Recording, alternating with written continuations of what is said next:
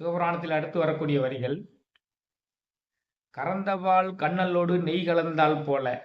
இறைவனுடைய தன்மையை சொல்ல வரார். கறந்தபால் கண்ணலோடு நெய் கலந்தால் போல.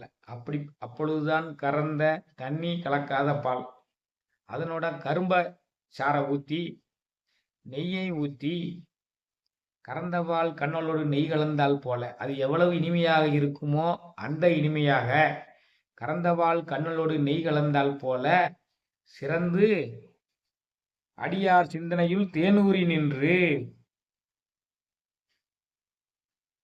கறந்தபால் அதே இனிமையானது, அதனோட கரும்புச்சாறு அதையோட இனிமையானது, நெய் அதை விட சுவையானது. அந்த மூணையும் சேர்த்தா கறந்தபால் கண்ணோடு நெய் கலந்தால் போல சிறந்து அடியார் சிந்தனையில் தேனூரி நின்று. அவனை பற்றி நினைத்து கொண்டிருக்கும் பொழுது அடியார்களுக்கு எந்த விதமான இன்பம் வரும்ங்கிறத இப்படி சொல்றார். இவனை பற்றியே சிந்தித்து கொண்டிருக்கக்கூடிய அடியார்களுடைய சிந்தை எப்படிப்பட்ட இனிமையாக இருக்கும். இறைவனை பற்றி நினைத்து கொண்டிருந்தாய் நம்முடைய சிந்தை எவ்வளவு இனிமையாக இருக்கும். கறந்தபால் கண்ணல் நெய் இந்த மூணையும் கலந்தால் எவ்வளவு இனிமையும் சுவையும் கிடைக்குமோ அதை போல அவனை நினைத்து கொண்டிருக்கக்கூடிய அடியார்களுடைய உள்ளம் இனிமையாக இருக்கும், சிந்தை இனிமையாக இருக்கும். கறந்தபால் கண்ணலோடு நெய் கலந்தால் போல சிறந்தடியார் சிந்தனையில் தேனூரி நின்று பிறந்த பிறப்பருக்கும் எங்கள் பெருமான். அப்படிப்பட்ட அடியார்களுடைய உள்ளத்திலேயே அவன் கறந்தபால் கண்ணலோடு நெய் கலந்தால் போல இருந்து கொண்டு இருப்பதனால் பிறந்த பிறப்பு அற்று போய் விடுகிறது. இறைவனை பற்றி நாம் சிந்தையில் சிந்தித்து கொண்டிருந்தால், சிவபுராணத்தை சிந்தித்து கொண்டிருந்தாலும் சரி, பஞ்சாக்கர மந்திரத்தை சிந்தித்து கொண்டிருந்தாலும் சரி, திருப்புகளை சிந்தித்து கொண்டிருந்தாலும் சரி, திருமந்திரத்தை சிந்தித்து கொண்டிருந்தாலும் சரி, இறைவனுடைய நாமங்களில் ஏதேனும் ஒன்றை சிந்தித்து கொண்டிருந்தாலும் சரி, நம்முடைய சிந்தை மிகவும் இனிமையாக மாறிவிடும். அது இனிமையாக மாறி பிறப்பருக்கும் தன்மையுடையதாக நமக்கு விளங்கிவிடும். பிறந்த பிறப்பருக்கும் எங்கள் பெருமான் நிறங்கள் ஓர் ஐந்துடையாய். நீ 5 நிறங்களை உடையவன், 5 பண்புகளை உடையவன்.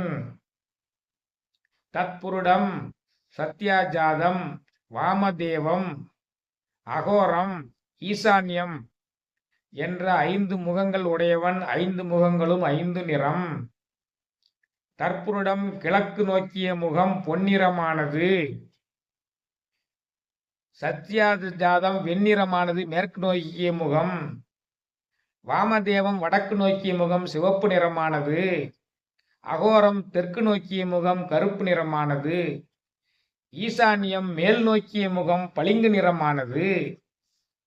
இந்த 5 முகங்களும் படைத்தல், காத்தல், அழித்தல், மறைத்தல், அருளல் ஆகிய 5 வேலைகளை செய்கின்றன.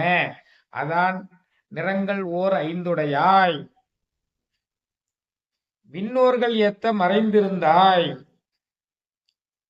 நிறங்கள் 5 உடையவனே, நீ விண்ணோர்கள் ஏத்தும் பரம்பொருளே, நீ மறைந்திருந்தாய். அவர்களே சில காலம் உன்னை காணாதவாறு நீ மறைந்திருந்தாய் அல்லவா. பிரம்மனும் மாலும் காணாமல் நீ மறைந்திருந்தாய் அல்லவா. பின்னர் அவர்களே தங்கள் தவறை உணர்ந்து வேண்டி விரும்பி கேட்டுக்கொள்ளத்தானே நீ பேரொளி பிளம்பாக அவர்களுக்கு காட்சி தந்தாய்.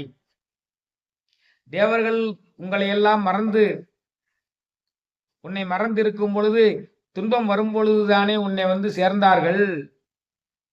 அப்பொழுதெல்லாம் மறைந்திருந்தவர்களுக்கு அருள் புரிந்தாய் அல்லவா. ஓடி வந்தெல்லாம் ஒருங்கிய தேவர்கள் வாடி நிதமும் வருத்தத்து தான் சென்று நாடி இறைவா நம என்று கும்பிட ஈடில் புகழோன் அஞ்சல் என்றானே என்று இதைத்தானே திருமந்திரம் சொல்கிறது. அவன் மறைந்திருக்கக்கூடியவன். நீங்கள் எப்பொழுதுமே நினைத்து கொண்டிருந்தால் உங்களுடைய சிந்தையில் வருவான். அதான் இதுல அறிய வேண்டிய பொருள். மறைந்திருக்கக்கூடியவன் யாரெல்லாம் அவரை நினைந்து போற்றுகின்றார்களோ அவளுடைய சிந்தனையில் கறந்தபால் கரும்புச்சாறு நெய் போன்ற சுவையுடையவனாக வந்து உள்ளத்தில் எழுந்தருளி இருப்பான். அது தேவர்களாக இருந்தாலும் சரி, பிரம்மனும் மாலாக இருந்தாலும் சரி, யாராக இருந்தாலும் சரி, நினைக்காதவர்களை விட்டு அவன் தூரப் போய் விடுவான். ஆகா, கறந்தபால் கண்ணலோடு நெய் கலந்தால் போல சிறந்தடியார் சிந்தனையில் தேனூரி நின்று பிறந்த பிறப்பருக்கும் எங்கள் பெருமான் நிறங்கள் ஓர் ஐந்துடையாய். அவன் 5 நிறங்களை உடையவன். படைத்தல், காத்தல், அழித்தல், மறைத்தல், அருளல் ஆகிய 5 பண்புகளை உடையவன். 5 முகங்களை உடையவன். தத்புருடம், சத்யாஜாதம், வாமதேவம், அகோரம், ஈசான்யம் என்ற முகங்களை உடையவன். 5ம் 5 நிறங்கள் 5 விதமான தொழில்களை செய்கின்றன. அதான் நிறங்கள் ஓர் 5உடையாய். விண்ணோர்கள் ஏத்த மறைந்திருந்தாய். நீ தேவர்களும் பிரம்மனும் ஆளும் உன்னை புகழுமாறு மறைந்திருந்தாய். பின்னர் அவர்களுக்கு காட்சி தந்தாய். அற்புதமான சிவனுடைய தன்மைகள் எல்லாம் சொல்லப்பட்டு கொண்டு வருகின்றன.